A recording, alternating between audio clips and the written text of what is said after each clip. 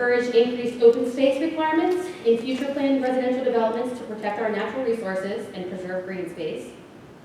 We wanted to do a complete market analysis to determine future development potential of key industry sectors and protect residential areas from negative impacts from non-residential development.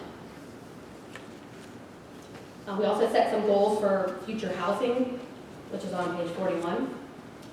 To encourage development of alternative housing, such as multifamily, townhomes, quads, or condominiums to serve young professionals and families moving into the community, as well as residents wishing to age within the township. Support the new development of strong neighborhoods with community-enhancing amenities, which will increase the property value and enhance Cecil's tax base. And increase property maintenance efforts throughout the township, paying special attention to the community's older homes to improve living conditions, mitigate blight, and offer additional public services. We also have some goals for our natural resources on page 42. Create an environment with a healthy balance between development, natural resources, and historical assets. To preserve Cecil's natural assets and environmentally sensitive areas, including plant life, steep slopes, floodplains, wetlands, and stream corridors. To encourage development best practices to protect biodiversity areas adjacent to potential new development. And to evaluate the appropriate areas for gas wells through zoning ordinance revisions.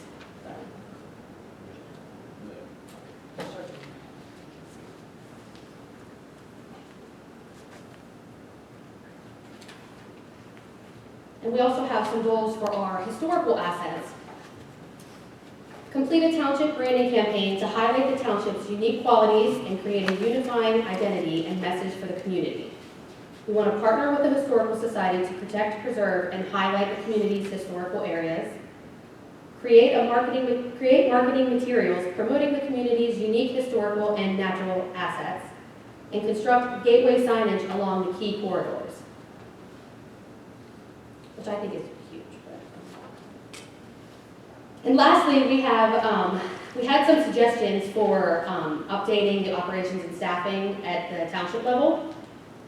We wanted to foster a dynamic, proactive, responsible governance system to increase staffing capacity to fill service gaps, implement the comprehensive plan, and better respond to the community's needs.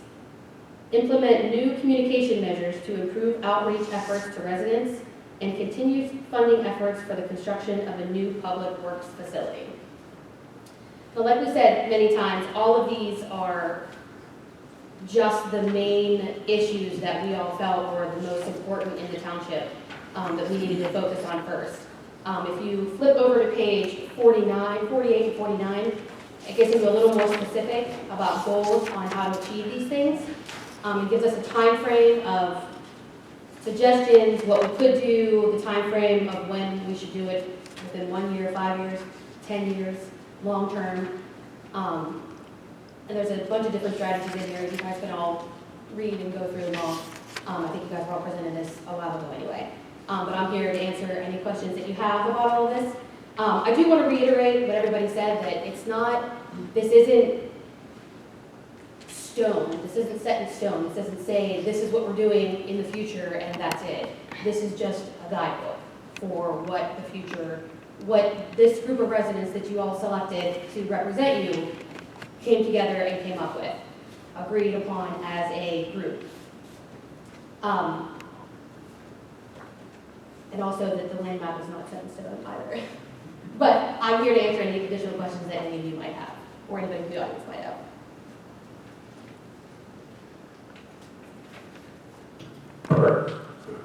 Some of these things in here, you have for a director of public recreation. We don't need one, that's Jack's job. Well, we also have in there that to hire an assistant manager. So while we were... Those should be slashed from it, it's not part of a comprehensive plan, really.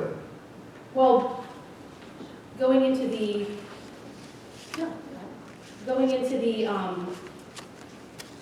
us talking about how the community is run and how the staffing issues are at the township level is part of the comprehensive plan.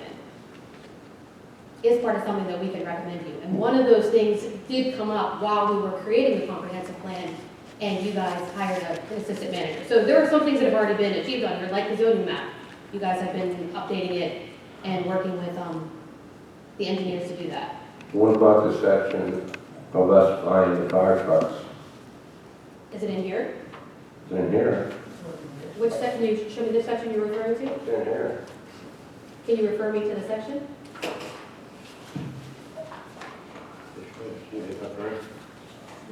Are you talking about the 6-year capital plan?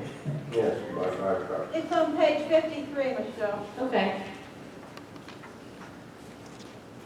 Is there a question that you have about that? I don't think we've ever discussed that at all. I mean- I mean, I know who brought it up, and I know who brought up a lot of the other things, but it's never been mentioned or discussed. I mean, especially with us having 3 fire departments, and who would decide who gets the truck every year?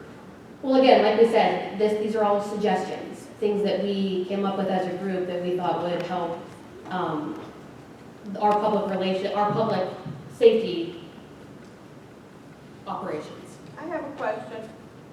Tony, if you have a question, you state your name and address for the record. Okay, Tony's on back. I have a question concerning who decided about the public safety section. We all did as a group. Everything was agreed on as a group. I know for a fact that this is what Bill Gaughan did. This was Bill Gaughan's recommendation 2 years ago when he did the study. And it's just a copy of what Bill told us what we needed to do, and he told the township what they needed to do. So I don't think there was a whole lot of put in, and I'm not saying you guys didn't work hard, don't get me wrong. I'm not saying you didn't do that. But I'm saying that I don't think there was a whole lot of thought put into the fire department because it was what we already knew all this 2 years ago when Bill got done with the, Right, we took a lot from him. yeah, We did. mostly Yeah. everything. And I'll agree with that as well. I mean,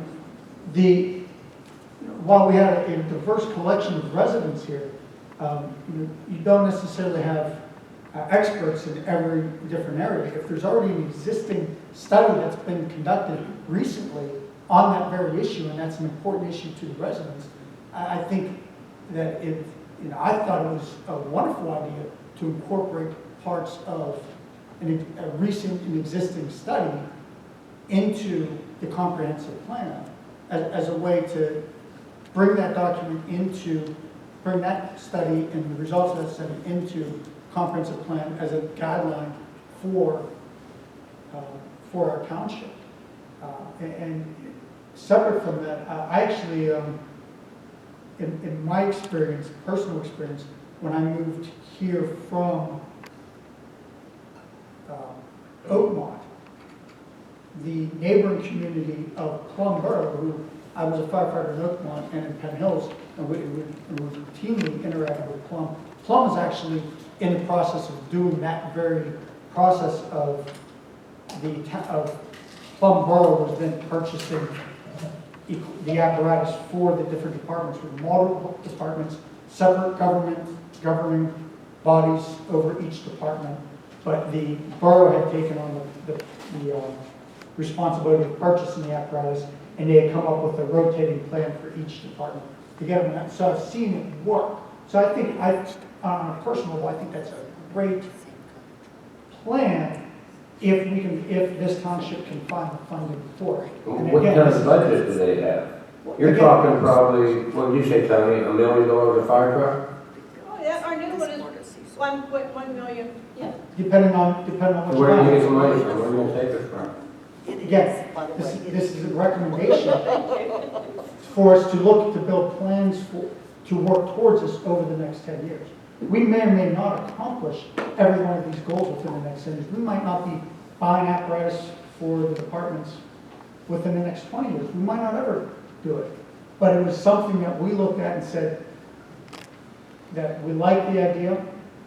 We think it would solve a lot of funding issues for our volunteers.